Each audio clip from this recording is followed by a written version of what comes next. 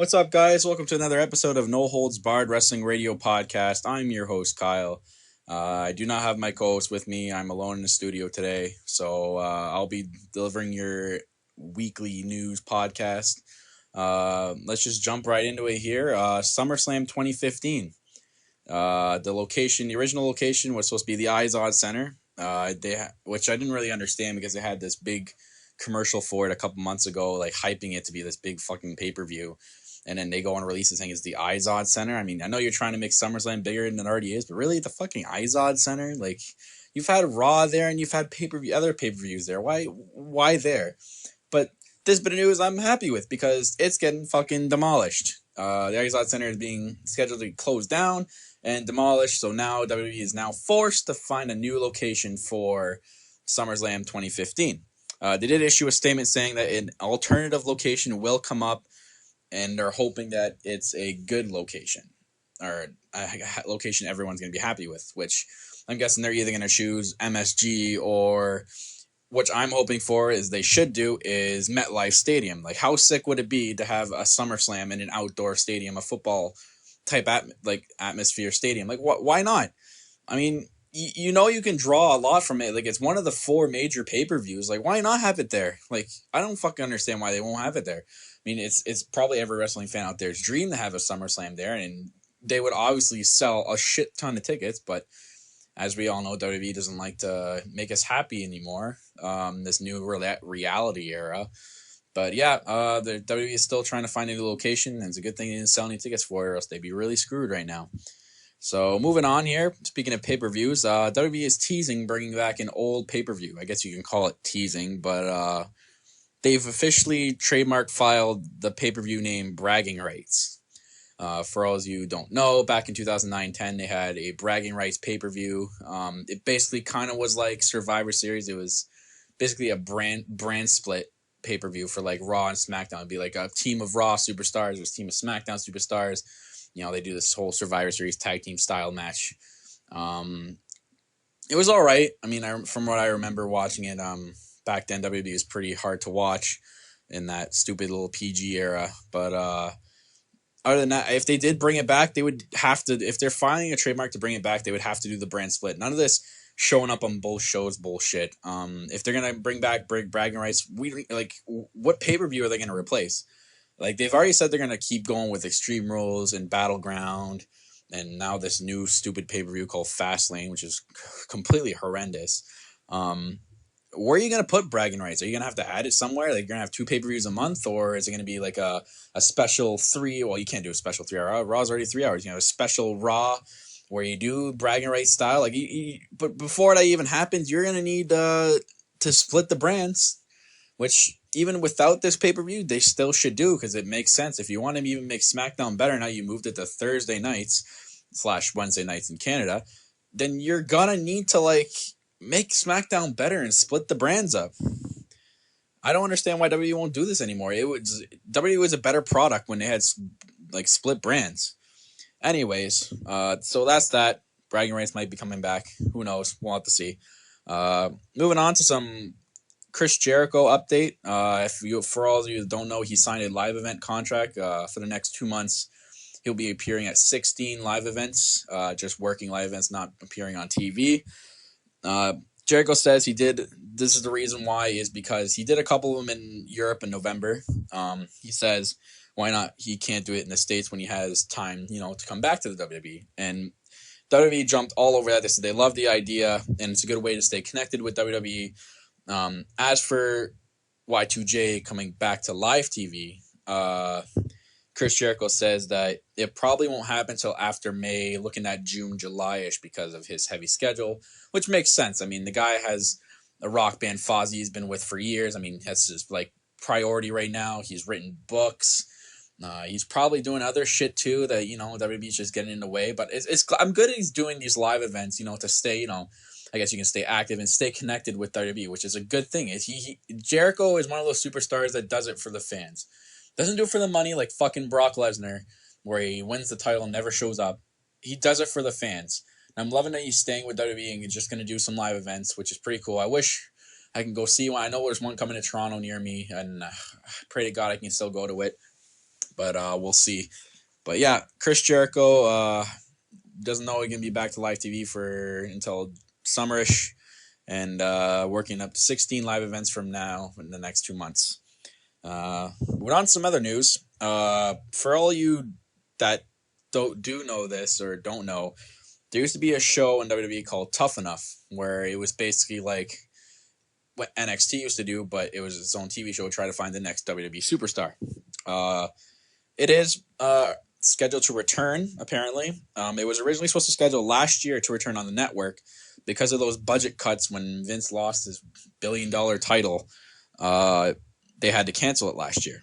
So it is going to get rebooted. Apparently it's going to be featuring a new format, which I didn't know. I don't know the details yet of the new format, but I was told it was going to be a new format, and it was going to be live and interactive, which is good. Live. So I guess it means it's going to be live at as in Raw live. There was no details following that, but all I got was live and interactive. And there's no news that Stone Cold will be the host, which would suck. I mean, Stone Cold is a sick host unless you get Bill DeMott to do it, which that's a good host too. So who knows on the host, but so far they've said Tough Enough is returning, which is a good thing. I'm intrigued to see what they're going to do with that and how they're going to incorporate that with NXT.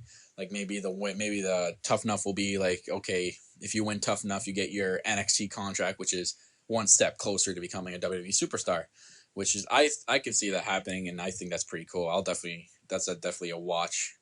But yeah, Tough Enough coming back. Intrigued to see that happen. Some other news here. Bill Goldberg. I haven't heard him in the news for a while. Lately, any other news you've heard Bill Goldberg is people asking, well, when are you coming back, Goldberg? When are you coming back? Who's next? But we have some news here. Bill Goldberg saying, even though he's 48 years old, which is old as shit, he's in the perfect condition of his life, apparently. He says it's the best condition he's ever been in. So that's good news. I mean, he's in a pristine condition, apparently. So that's better condition than he usually was. But he says if he were to come back, he'd have a dream match, which I guess he says he's had this dream match for the last 10 years, was him against Stone Cold, which we now know Stone Cold can't really wrestle anymore. So he says if he ever made his return back to WWE, he would come back and wrestle anyone on the roster, which is sick.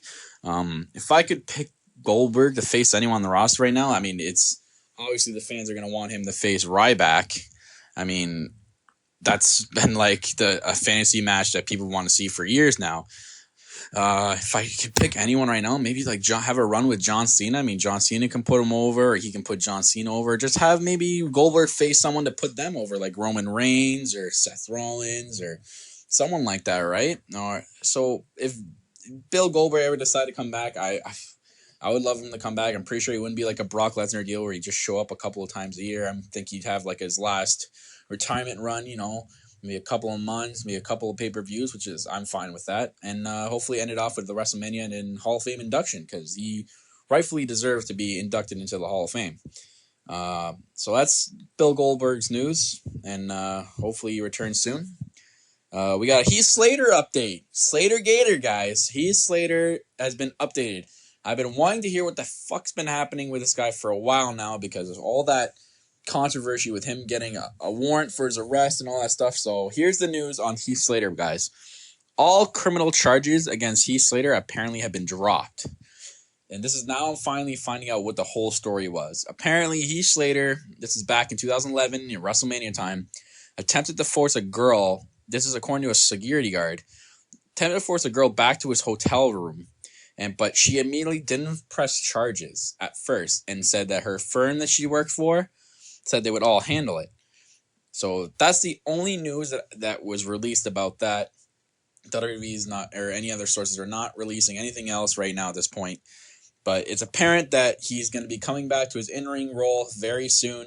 So we might see another Slater Gator reunion, or whatever WWE wants to do with Heath Slater. But all charges have been dropped. WWE is free to use them whenever they want now, and I can just see the crowd signs now making fun of Heath Slater. That's going to be hilarious, but good for Heath Slater. All the charges done. As much as he sucks in WWE, I'd love to see him back on TV. He's hilarious. The whole Slater Gator thing's pretty funny.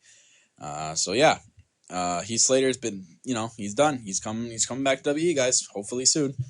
Last bit of news I got here, and I guess it's exciting news for some that think it's exciting. I think it's fucking terrible.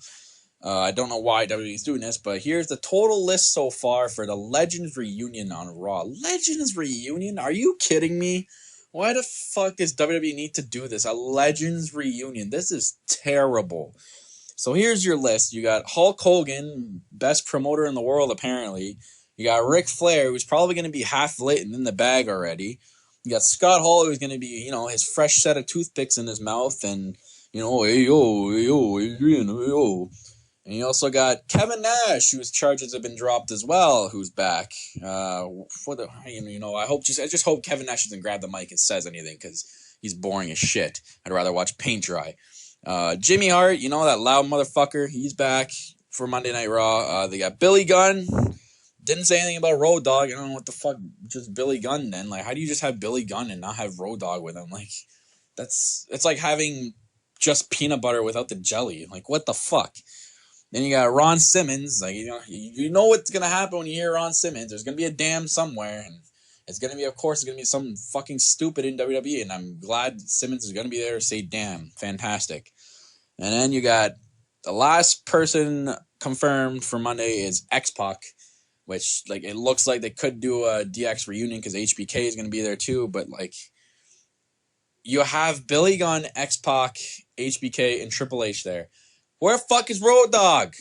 Like, I don't understand this. Like, how do you have all these legends? I mean, if you're going to do, like, a DX reunion, you're going to have Road Dogg there. But anyways, yeah, that's seniors reunion on Raw. I mean, Legends reunion, sorry. We got all the people let out of the seniors home, and we're going to have a little Raw reunion on Monday. Yay! Go home show for Raw is going to be all seniors. I love it. Fuck yeah. Oh, this is terrible. I don't know about you guys. I mean, some of you guys might hate me for this, but I hate this. Like, WWE needs to send the go home show off right. Hype the Royal Rumble pay-per-view. I know that these legends are going to come back and just hype the Royal Rumble and say, oh, yeah, back in my day when I was in the Royal Rumble. Blah, blah, blah, blah. No, they need to stop this.